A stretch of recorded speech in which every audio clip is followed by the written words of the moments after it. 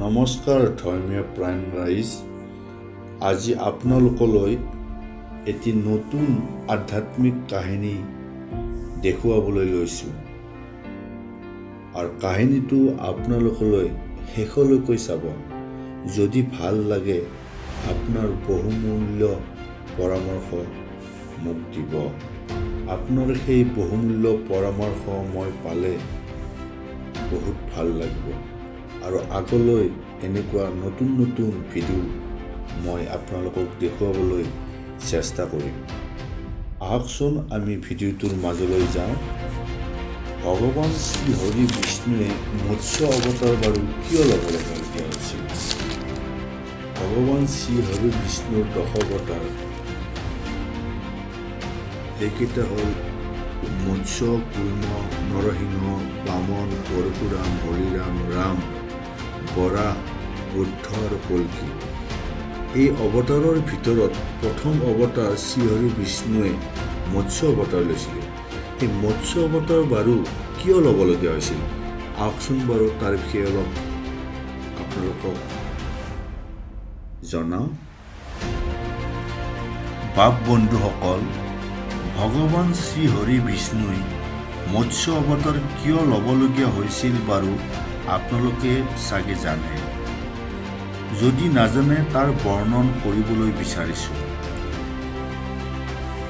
বন্ধুসকল, মৎস্য অৱতাৰ ভগৱান শ্ৰীহৰি বিষ্ণুৰ প্ৰথম অৱতাৰ।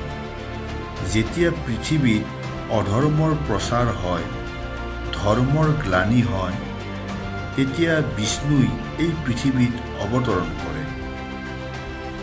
পুৰণি কথা মতে যেতিয়া পৃথিৱীখন জলসমুদ্ৰত ডুবিবলৈ লৈছিল, তেতিয়া বিষ্ণুৱে এজন ঋষিক সকলো ধৰণৰ জীৱ জন্তুক এখন নাৱত একত্ৰিত কৰিবলৈ কৈছিল আৰু সেই নাওখন ভগৱান শ্ৰীহৰিয়ে ৰক্ষা কৰিছিল। অন্য মান্যতাৰ মতে যেতিয়া এজন ৰাক্ষসে 4 বেদ সমুদ্ৰৰ তলত চুৰি কৰি লুকাই থৈছিল, তেতিয়া তাক উদ্ধাৰ কৰাৰ বাবে ভগৱান শ্ৰীহৰি বিষ্ণুই মৎস্য বধ কৰি 4 বেদ উদ্ধাৰ কৰি ব্ৰহ্মাক প্ৰদান কৰিছিল।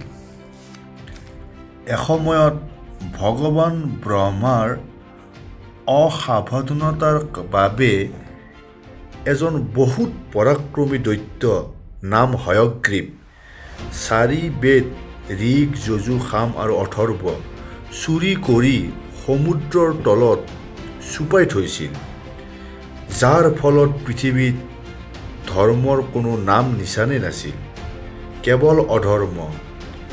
মানুহৰ জ্ঞান লুপ্ত হৈ গৈছিল। পৃথিৱীত কেৱল অধৰ্ম, কুকৰ্ম, কেৱল কুকৰ্ম। তেতিয়া ভগৱান শ্ৰীহৰি বিষ্ণুই মৎস্য অৱতাৰ লৈ হয়গ্ৰীৱ দানৱক বধ কৰে আৰু বেদৰ সুৰক্ষা কৰে। এসময়ত পূৰ্ণ আত্মা তথা দয়ালু সত্যব্ৰত নামৰ এজন ৰজা আছিল। তেওঁৰ হৃদয় খুব উদাৰ আছিল। ৰাতিপুৱাৰ সময়, সূৰ্য উদয় হৈছে মাত্ৰ। সত্যব্ৰত ৰজাই কৃতমলা নদীত স্নান কৰি আছিলে। স্নান কৰাৰ পিছত তৰ্পণৰ বাবে অঞ্জলিত জল লয়। তেতিয়া জলৰ লগত এটি সৰু মাছ আহিছিল।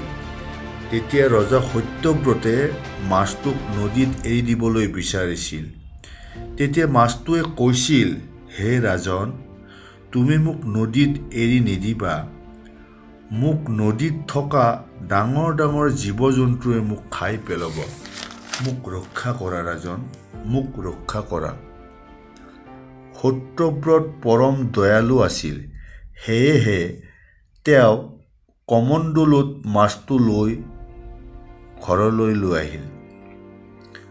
আচৰিত কথা যে এক ৰাতিতে সেই মাছটো কুমণ্ডলতো নধৰা হ'ল।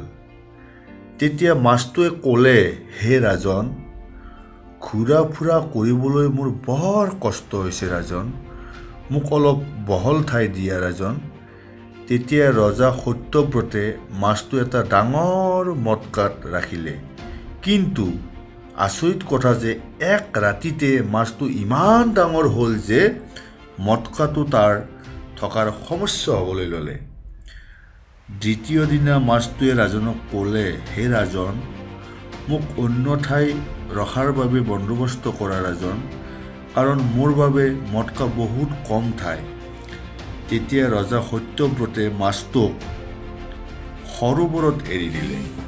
সেই সৰোবৰতো মাছটোৰ থকাৰ বাবে সমস্যা হ'ল। তেতিয়া ৰজাই উপায়বিহীন হৈ মাছটোক সমুদ্ৰত এৰি দিলে। আচৰিত কথা যে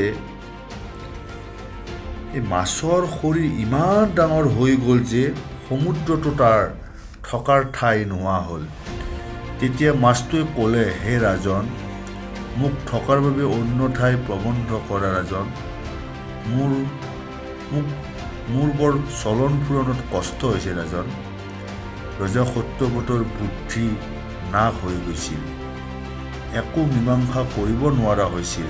আৰু তেতিয়া সত্যব্ৰত ৰজাই মাছটোক ক'লে, আপুনি কোন বাৰু?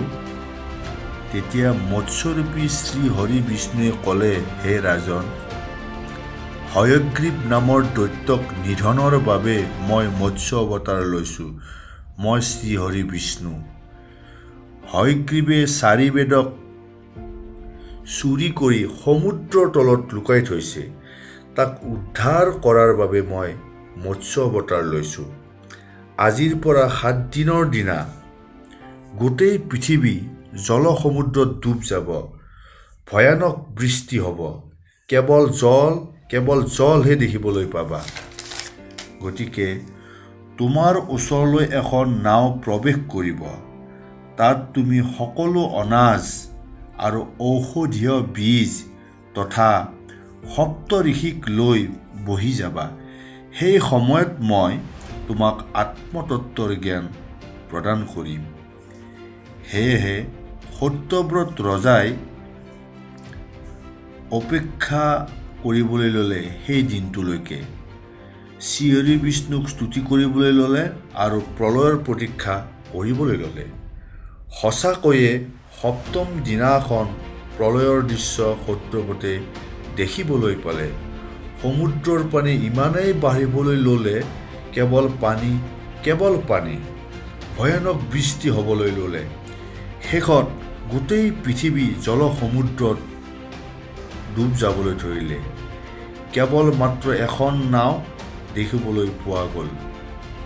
সত্যব্ৰত ৰজাই সেই নাওখনত অনাজ তথা ঔষধীয় বীজ আৰু সপ্ত ঋষিক বহুৱাই ল'লে।